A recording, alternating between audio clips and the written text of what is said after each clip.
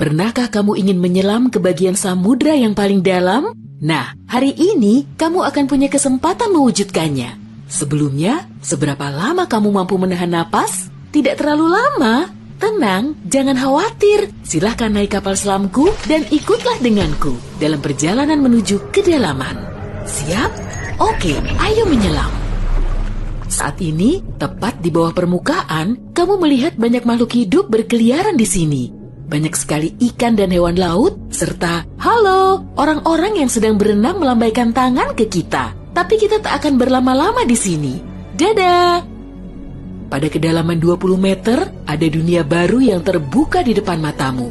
Terumbu karang dangkal tumbuh dengan indah tidak jauh dari pantai. Dan hey, kita bertemu banyak orang lagi di sini. Tapi kali ini, mereka adalah penyelam scuba. Tanpa peralatan khusus ini, tekanan air di kedalaman ini tidak ramah bagi penyelam biasa.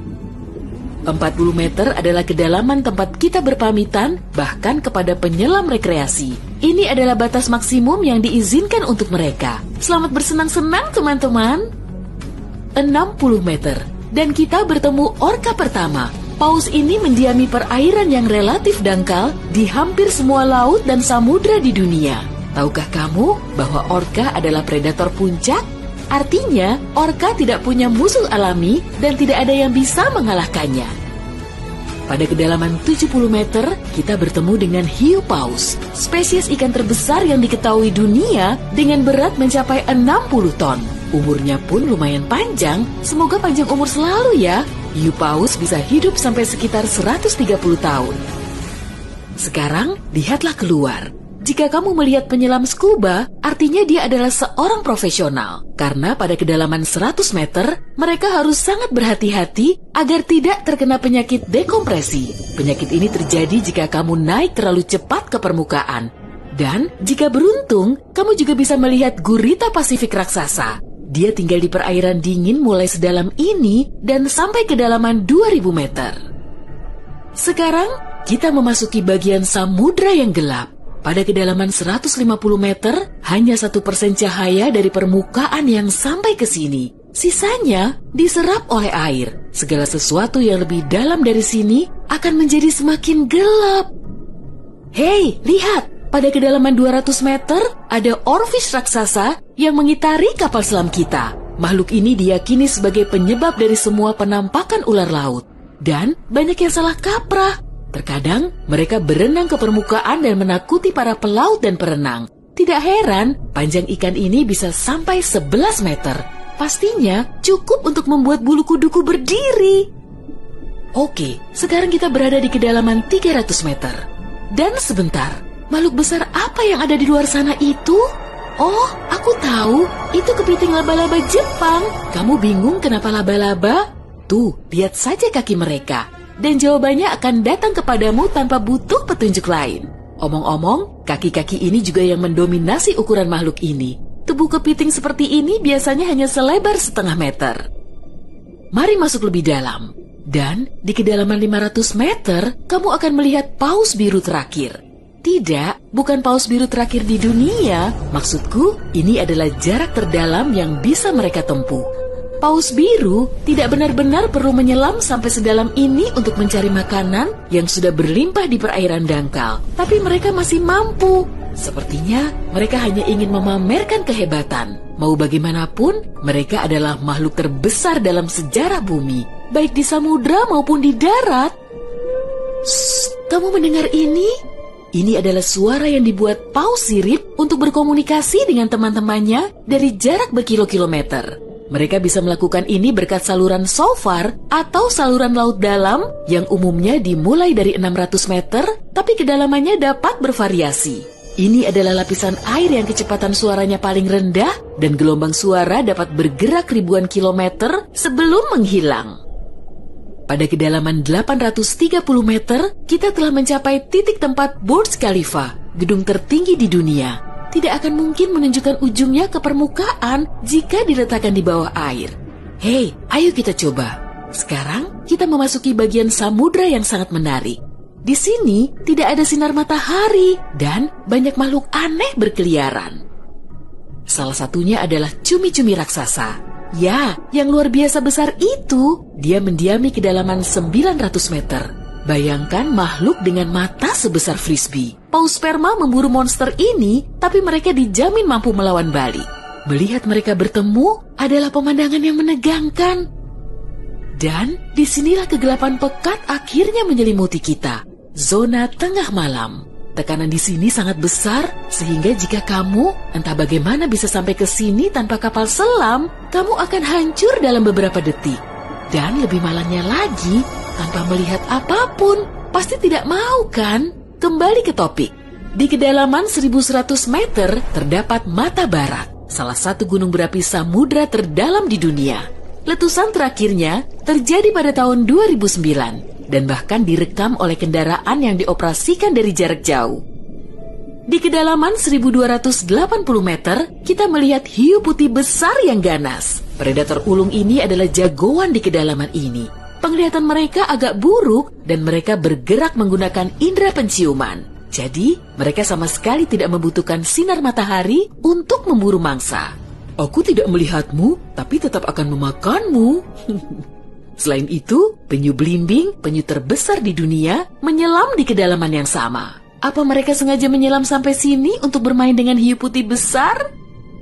Wah, lihat jala-jala besar itu. Kita sekarang berada di kedalaman 1500 meter, tempat metode penangkapan ikan bernama menangkap semua digunakan. Jala di sini akan diseret di sepanjang dasar samudra, menangkap apa saja yang kurang beruntung di sana. Mengenai seberapa merugikannya metode ini bagi kehidupan samudra, biar kamu sendiri yang menilai. Pada kedalaman 1830 meter, jika berada di Grand Canyon, kita akan duduk di titik terendah dan terdalamnya. Bayangkan semua curug di sana terisi penuh oleh air, maka seperti itulah pemandangan di sini. Nah, jika kita benar-benar berhati-hati, pada kedalaman 2000 meter, kita akan melihat ikan naga hitam. Makhluk yang bagaikan muncul dari mimpi buruk ini tinggal di bagian samudra yang dalam dan gelap.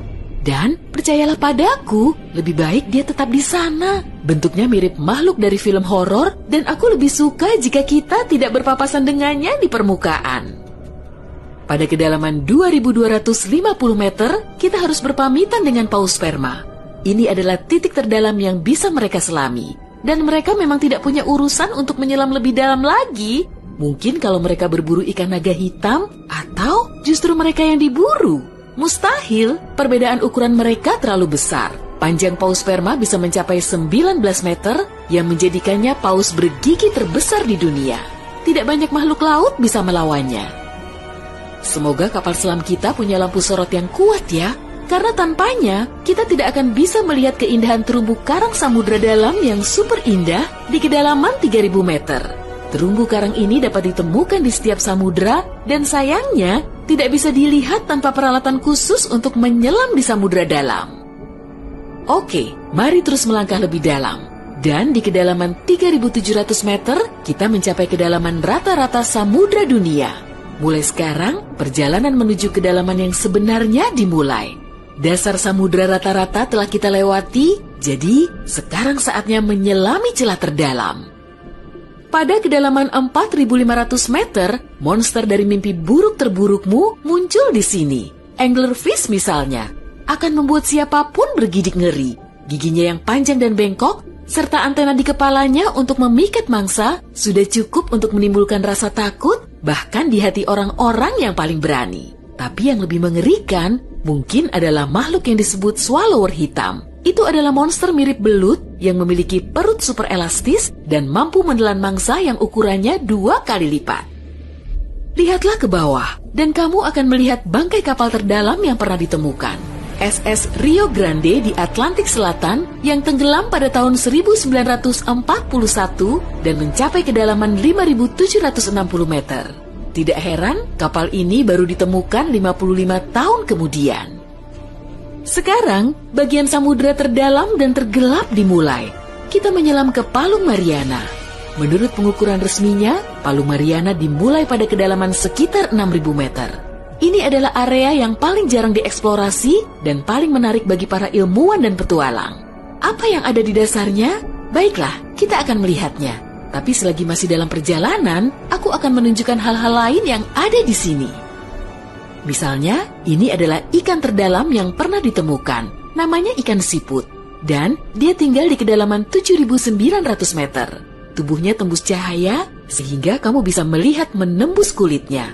Ya, untungnya kita tidak mematikan lampu. Bentuk makhluk mungil ini ternyata sangat imut bagi makhluk yang mampu menahan tekanan sekuat ini. Makin rendah dan dalam, kamu tidak akan melihat jenis ikan atau hewan vertebrata apapun di sini. Tekanannya terlalu besar untuk makhluk-makhluk tadi. Tapi ada udang dan invertebrata lainnya. Belum lagi mikrob yang dapat hidup bahkan di bagian terdalam samudra. Dan bagian terdalam itu adalah kedalaman Challenger. Ini adalah bagian bawah Palu Mariana dan kedalamannya 10.927 meter. Ya, kita telah sampai di bagian paling bawah bumi. Tak banyak orang yang pernah ke sini dan tak banyak juga yang diketahui tentangnya. Tapi para ilmuwan tidak akan berhenti dan ada harapan kita akan segera menemukan rahasia apa yang berada di kedalaman samudra.